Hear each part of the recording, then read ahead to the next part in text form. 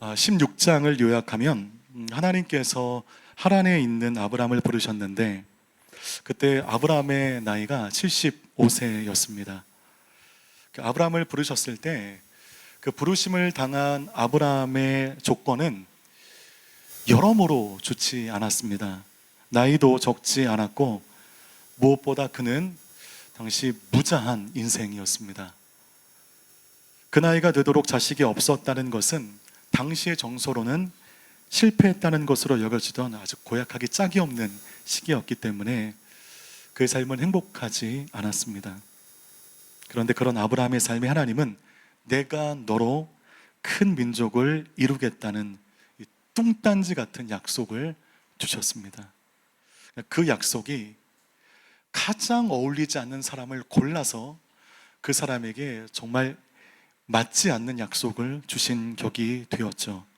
그럴 때 주신 약속에 중요한 전제 조건이 있었습니다. 창세기 15장 4절 말씀 함께 읽겠습니다. 시작.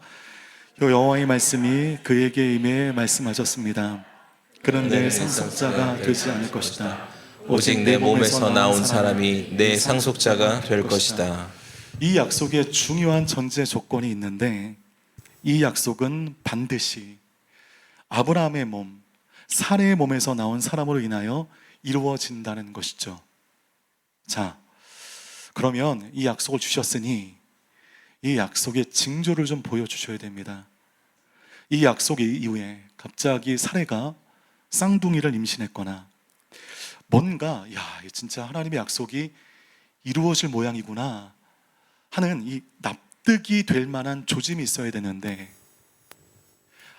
아무 일도 일어나지 않은 채 10년의 시간이 속절없이 지나게 되어서 아브라함의 나이 85세, 사라의 나이 75세가 되었습니다.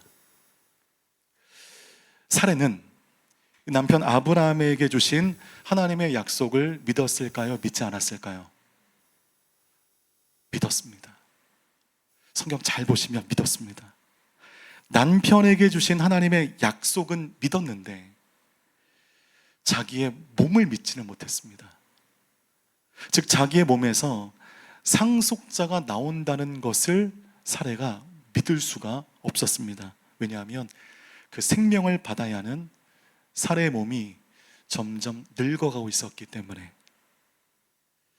흘러가는 시간 속에 이루어지지 않는 약속을 보면서 사레의 마음 가운데 조급함이 밀려들기 시작했습니다. 이거 하나님의 말씀, 하나님의 약속은 명확한데 혹시 늙어가는 내 몸 때문에, 나 때문에 남편에게 임하신 하나님의 언약이 성취되지 못하는 것은 아닌가 하는 생각으로 사레는 인간적인 방법을 강구하게 됩니다. 창세기 16장 2절 말씀 함께 읽겠습니다. 시작. 사레가 아브라함에게 말씀, 여호와께서 내가 아이를 낳는 것을 막으시니 내 여종과 동침하십시오. 어쩌면 내가 그녀를 통해 아이를 얻을지도 모릅니다.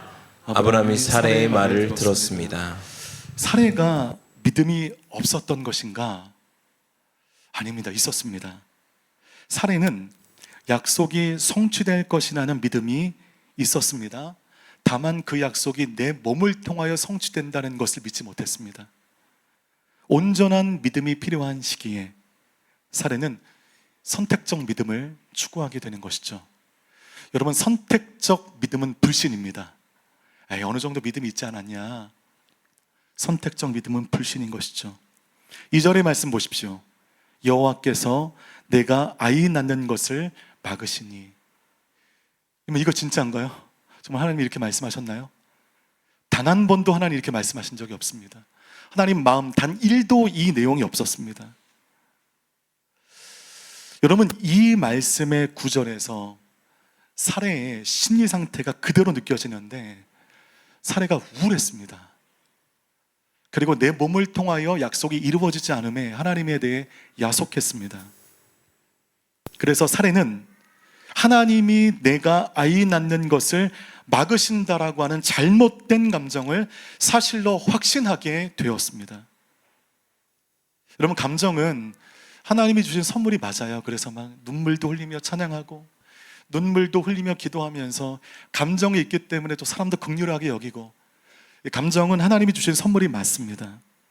그런데 여러분, 이 감정을 우리가 믿음 안에 잘 제어하지 못하면 신앙의 큰 위기를 초래할 수가 있습니다. 오늘 사례처럼 꼭 하나님은 내게만은 전능한 방관자 같고 내게만은 늘 냉정한 핍박자 같으며 고통의 총탄을 장전하여 나에게 매몰차게 쏘시는 냉혹한 심판자로 여겨질 때가 있습니다. 내 감정이 잘못 동해질 때. 그렇게 하나님을 오해한 사례에 합리적인 제안을 받아들여 아브라함은 하갈과 동침하게 됩니다. 자, 아브라함과 사례의 잘못이 무엇인가? 그들에게 믿음이 없었던 건, 하나님의 언약을 믿지 못했던 것이 잘못이 아닙니다. 믿음이 있었고 언약을 믿었습니다. 그들의 잘못이 무엇인가? 믿음의 본질을 제쳐두고 말씀을 이루기 위한 인간적 방법에만 몰두하고 있는 것이 그들의 실수였습니다. 여러분, 말씀은 내가 이루는 것이 아니죠. 말씀은 그 말씀을 뱉으신 하나님이 이루어지는 것임을 믿습니다. 그러기에 조급함이 밀려와 나에게 주신 하나님의 말씀을 내가 이루려고 하고 내가 이루기 위하여 합리적인 방안을 강구할 때 실수할 수 있습니다. 아브라함과 사례는 그 약속을 자기가 이루려고 했습니다. 그러니 실수하게 되는 것이죠. 이렇게 하나님의 약속을 믿지 못하고 말씀을 자기가 이루려고 하기 위해 가장 합리적이고 인간적인 방법으로 하나님의 약속을 성취하려고 했던 이 두 사람에게 하나님이 두 가지의 징계를 내리셨습니다. 그 징계의 내용이 무엇인가? 첫 번째, 서로의 관계가 끊어짐의 징계였습니다. 가정의 분란이 시작이 되었어요. 이렇게 인간적인 방법으로 하나님의 약속을 성취하려고 했던 사례를 하갈이 임신하자마자 업신여기기 시작합니다. 그것에 모멸감을 느낀 사례가 아브라함을 찾아와 불같이 화를 내며 내가 당하고 있는 이 고통은 모두 당신의 책임이다 라고 공격하며 쏘아붙이기 시작합니다. 합리적인 방식으로 함께 선택한 결과이죠. 사례가 제안했고 그래서 아브라함이 받아들였죠. 그런데 그 결과가 어긋나자 서로를 공격하며 책임 공방을 하고 있습니다. 자, 부부 사이에 분란이 시작이 되었습니다. 그 이후에 사레와 하갈 사이가 끊어지게 되었습니다. 그리고 이후에 시간이 지나 이삭과 이스마엘의 관계가 완전히 끊어지게 되었고 이삭과 이스마엘의 후예들이 지금도 심각하게 싸우며 중동의 화약고의 역할을 하고 있습니다.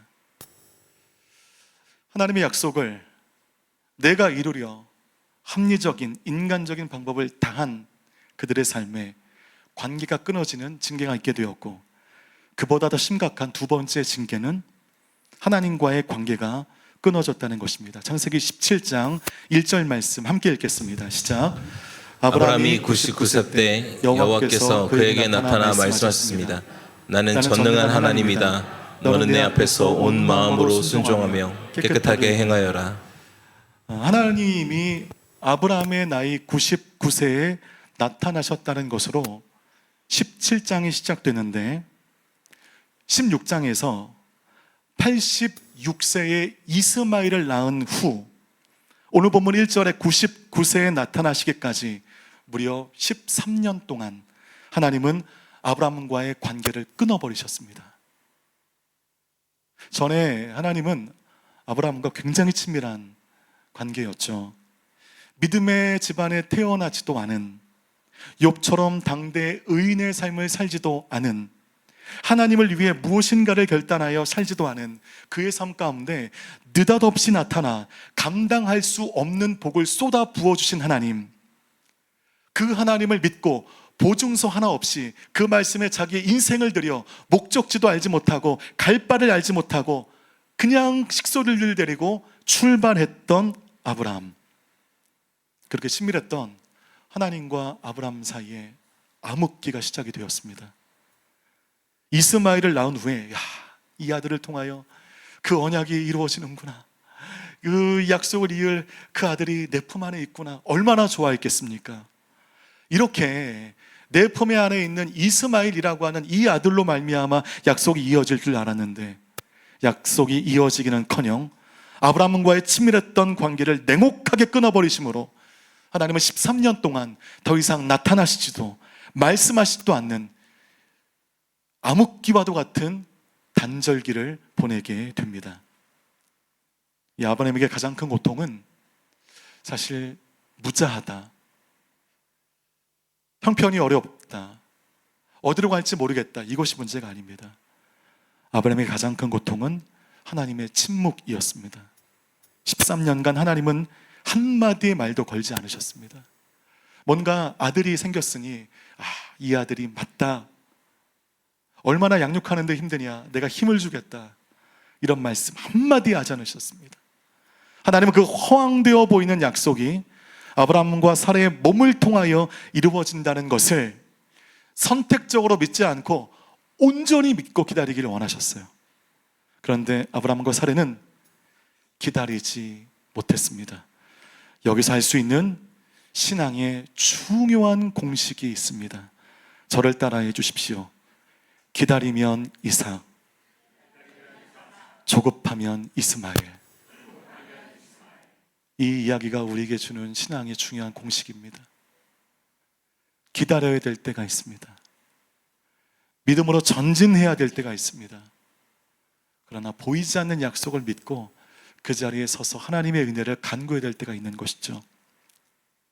그렇게 13년간 관계를 일방적으로 끊어버리시더니 오늘 아브라함의 나이 99세에 또 느닷없이 나타나셔서 뭐라고 말씀하시는가? 우리 1절과 2절의 말씀을 다시 한번 읽겠습니다. 시작. 아브라함이 99세 때 여호와께서 그에게 나타나 말씀하셨습니다. 나는 전능한 하나님이다. 너는 내 앞에서 온 마음으로 순종하며 깨끗하게 행하여라. 내가 너 사이에 언약을 맺을 것이다. 그리고 내가 너를 심히 크게 번성하게 하겠다. 자, 1절 말씀 보시면 나는 전능한 하나님이다. 너는 내 앞에서 온 마음을 다하여 순종하여 깨끗하게 행하여라. 개역개정의 말씀 보면 너는 내 앞에서 완전하라. 이 말씀의 의미가 무엇일까요? 왜 13만에 나타나셔서 하신 첫 번째 말씀이 이 말씀이었을까요? 이 말씀의 의미는 이와 같습니다. 나는 한다면 하는 존재다. 너는 한계가 많은 인간이지만 나에게는 한계가 없다. 너는 그냥 내 말 믿기만 하면 돼. 내 말 믿고 조급하지 않고 기다리면 돼. 두려워하지도 마. 그냥 믿고 기다리면 돼. 이 의미인 것입니다. 그러니까 이 말을 듣는 아브라함은 마치 채찍을 맞는 것처럼 무서웠을 것입니다. 그리고 다시 과거에 했던 그 약속을 상기시켜 주시죠. 그러니 13년 만에 나타나셔서 너는 내 앞에서 온 마음으로 순종하여 깨끗히 행하여라 말씀하시고 다시 상기해 주신 그 약속의 무게가 전보다는 더 무겁게 다가온 것입니다. 더 진중하게 다가온 것이죠. 그렇게 무섭도록 환기된 그 하나님의 약속, 무지한 아브라함 가운데 하늘의 별처럼 바다의 모래처럼 내 민족을 많게 해주겠다라고 하는 이 약속이 여러분 역사상 이루어졌습니까? 이루어지지 않았습니까? 이루어졌어요. 그 약속의 성취의 과정을 제가 짧게 좀 말씀을 드릴게요. 아브라함을 통해 주신 약속의 성취를 보여주는 중요한 숫자 3개가 있습니다. 그 숫자는 다음과 같아요. 70, 430, 최하 200만. 수수께끼 같은데 여러분 70은 뭐고 430은 뭐고 최하 200만은 뭘까요? 이게 아브라함에게 주신 약속이 성취되었다는 것을 보여주는 숫자의 배열입니다. 여러분 그렇게 하나님의 약속의 바톤이 시간이 흐름에 따라 그의 자손들에게 넘어가게 되었고 아브라함의 증손자 요셉 때 아브라함의 자손 70명이 애굽하게 됩니다. 창세기 46장 27절 말씀 함께 읽겠습니다. 시작. 이집트에는 요셉에게 태어난 아들이 둘이 있었습니다. 그러므로 이집트로 간 야곱 집안의 사람들은 모두 70명입니다. 자, 이 기록이 아브라함에게 주신 약속이 성취되어지는 스토리의 출발점이에요. 이렇게 70명이 입애굽했습니다. 정확하게는 2명만 여자였고 68명이 남자였습니다. 70명이 입애굽했죠. 그 후 출애굽 때까지 얼마의 시간이 소요되는가? 아까 보셨던 숫자의 배열 70 다음 430이었죠. 430년간 애굽에서의 포로 생활을 하게 됩니다. 이 430년이 이스라엘 역사 중에 가장 고통의 시간이었습니다. 왜냐하면 이 애굽 시기 이후에 유대인의 부모들이 자기의 자녀들을 탈무드로 교육시킬 때 늘 함께 선언하고 탈무드의 공부를 시작했는데 이 말을 선언했습니다. 430년 종살이 하던 때를 기억하라. 이 말을 함께 외우고 탈무드의 공부를 시작했습니다.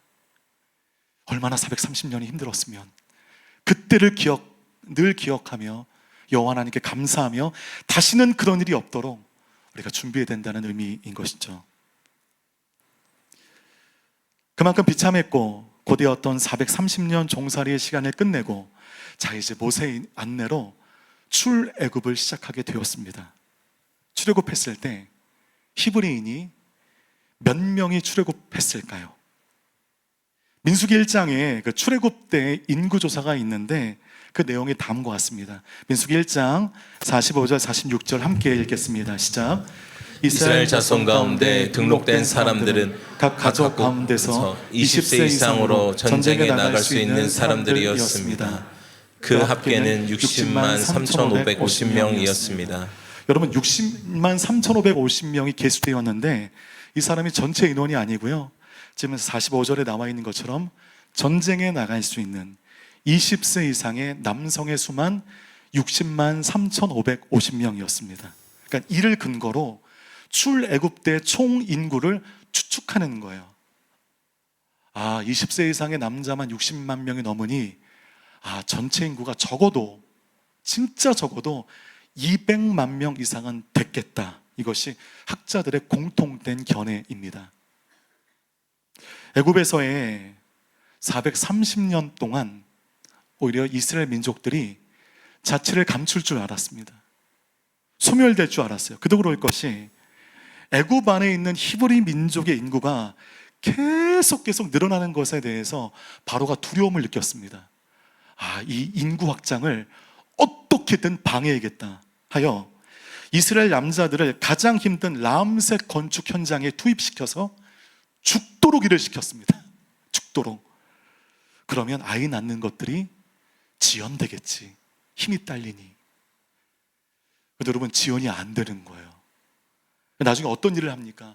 신생아 중에 나마를 죽이는 끔찍한 일도 서슴지 않을 정도로 이스라엘 민족들은 430년 동안 늘 핍박과 늘 고통 속에 힘겨웠습니다. 근데 여러분 이 430년에 민족이 소멸되기는커녕 70명의 인구가 430년 만에 최하 200만 명이 넘는 인구가 되는데 어떤 크리스찬 수학도가 이것을 수학 공식으로 만들었습니다. 대단한 사람이 아닐 수 없어요. 공식 보여주십시오. A 가로 열고 1 플러스 R 가로 닫고 430은 B이다. 이게 70명이 입애굽하여 430년 만에 60만 3,550명이 되는 것을 수학적으로 증명한 건데 제가 영혼의 수포자이기 때문에 검사를 못하겠으니 수학자르신 분도 한번 검사해 보십시오. 이렇게 해서 70명이 60만 3,550명으로 되고 그렇게 해서 200만 명이 넘는 인구로 불어나게 된 것이다.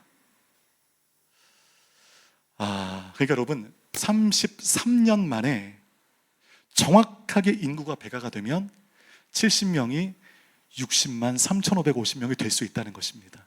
33년 만에 정확하게 인구가 배가 되면 가능합니다. 그러면 전제가 있어요. 33년 안에는 정말 신실하고 정말 성실하게 아이들 낳아야 되거든요. 배가가 되어야 됩니다. 그런데 430년은 아이 낳는 게 어려웠던 민족의 암흑기였습니다. 여러분 그 민족의 암흑기 속에서도 하나님의 약속이 멈춰집니까? 이어집니까? 그냥 이어지는 겁니다. 그러니까 상황과 형편에 상관없이 하나님의 약속은 이루어지고야 만다는 것, 이것이 역사를 통하여, 교회 역사를 통하여 확인이 되게 된 것이죠. 이렇게 끝내 약속을 이루실 하나님에 대한 믿음이 아브라함과 사라에게 없었다는 것입니다. 아니, 믿음은 있긴 했지만 선택적 믿음이었고 내가 믿을 수 있는 수준까지만 믿는 믿음의 한계를 보였습니다.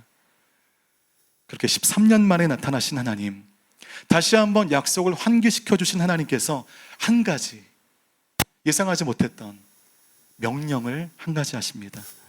우리 창세기 17장 10절에서 12절까지 말씀 함께 읽겠습니다. 시작. 나와 너 사이에 그리고 내 뒤에 올 자손 사이에 맺은 내 언약 곧 너희가 지켜야 할 언약은 이것인데 너희 가운데 모든 남자는 다 할례를 받아야 한다. 너희는 표피를 베어 할례를 행하여라. 이것이 나와 너희 사이에 맺은 언약의 표시가 될 것이다. 집에서 태어난 사람이든 내 자손이 아닌 이방 사람에게서 돈 주고 산 사람이든 상관없이 대대로 너희 가운데 모든 남자아이는 태어난 지 8일 만에 할례를 받아야 한다. 갑자기 할례를 받으라고 하시죠. 할례는 남성 성기의 표피를 베는 행위로 단기적으로 엄청난 통증이 수반되어지는 행위입니다. 현대에는 이제 포경 수술로 일컬어지는 이 행위는 단순히 너 내 말 안 들었으니 한번 당해봐, 냉혹하게 고통을 선서하는 잔인한 명령이 아니라 이 일을 통하여 우리의 몸에 하나님의 언약의 표시를 남기는 것입니다. 흔들리는 믿음에, 더 이상 믿음이 흔들리지 않도록 몸에 하나님의 말씀의 표식을 남기는 행위인 것이죠. 왜 꼭 성기에 새겨야 되는가? 몇 가지 이유가 있어요. 성기에 흉터가 남기 때문에 보통 성기는 우리 가리지 않습니까? 흉터가 드러나지 않는다는 의미가 있고요. 그리고 표피를 베는 것이 보다 더 위생적이기 때문에, 그리고 가장 근본적인 이유는 그러면 생식기는 생명의 상징이기 때문에 그 생식기의 껍데기를 벗겨내고 이 생명의 주관을 하나님께 드린다는 그 의미로 할례를 행하라고 하시는 것입니다. 자, 결국 여러분, 창세기에는 이 하나님의 언약이 여러 방면으로 나타나게 되는데 하나님의 언약이 공간적으로 나타나는 것이 무엇입니까? 무지개죠. 하나님의 언약이 시간 속에 나타나는 것이 무엇인지 아십니까? 오늘 우리가 지키고 있는 안식일입니다. 그리고 하나님의 언약이 우리의 몸속에 새겨진 것이 할례인 것입니다. 하나님의 말씀의 표식을 아예 인간이 그 육신이 닿을 때까지 몸으로 가질 수 있도록 우리 몸에 흔적으로 남기게 된 것입니다. 이 할례를 행함으로 불순적으로 하나님과의 관계가 끊어졌던 아브라함 몸에 하나님의 말씀의 표식이 생기게 되고 이를 통하여 하나님의 언약을 늘 기억할 수밖에 없게 된 것이죠. 그러면 이 자리에 계신 우리 여성분들 많으신데 그러면 서운하실 거예요. 그러면 남성은 표피를 베면 되는데 그럼 우리는 그 언약에서 제외되는 사람들인가? 그럴 리가 있겠습니까? 창세기 2장 24절 말씀 보시겠어요? 함께 읽겠습니다. 시작.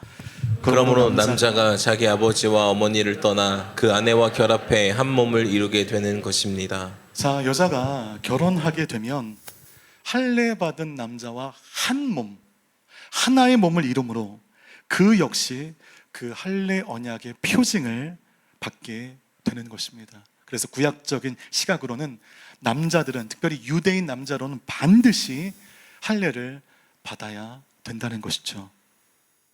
이 행위로 말미암아 소원했던 아브라함, 하나님과 아브라함의 관계에 일대 변혁이 있게 되는데 할례를 통하여 그 몸에 말씀의 표식이 생긴 아브라함은 13년에 걸친 하나님과의 갈등 관계가 완전히 종식되고 하나님과의 온전한 관계로 다시 회귀되게 되는 것입니다.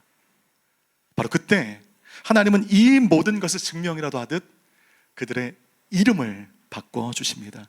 창세기 15장 5절 말씀과 15절 말씀 함께 읽겠습니다. 시작. 이제 더 이상 내 이름이 아브라함이라 불리지 않을 것이다. 내 이름은 아브라함이라 불릴 것이다. 내가 너를 많은 나라들의 조상으로 삼았기 때문이다. 하나님께서 다시 아브라함에게 말씀하셨습니다. 이제 내 아내 사레에 대해 말한다. 이제는 그녀를 사레라 부르지 마라. 그녀의 이름은 사라가 될 것이다. 하나님과의 갈등 관계가 종식된 이후에 그들에게 할례를 행하라 말씀하시고 아브라함과 사레의 이름을 바꿔 주셨습니다. 할례는 뭐 길게 말씀드리지 않겠지만 현대적인 의미로는 세례인 것이죠. 구약의 할례는 신약의 세례와 같은 의미인 것입니다. 세례의 의미가 무엇이죠? 십자가로 인하여 이제 나는 과거의 존재가 아니라는 것을 고백하는 것이 세례의식이죠. 할례, 즉 세례로 인하여 아브라함과 사레가 아브라함과 사라가 되었습니다. 이 말의 의미는 무엇인가? 그들은 이 과거와는 완전히 구별된 존재가 되었다는 것이에요.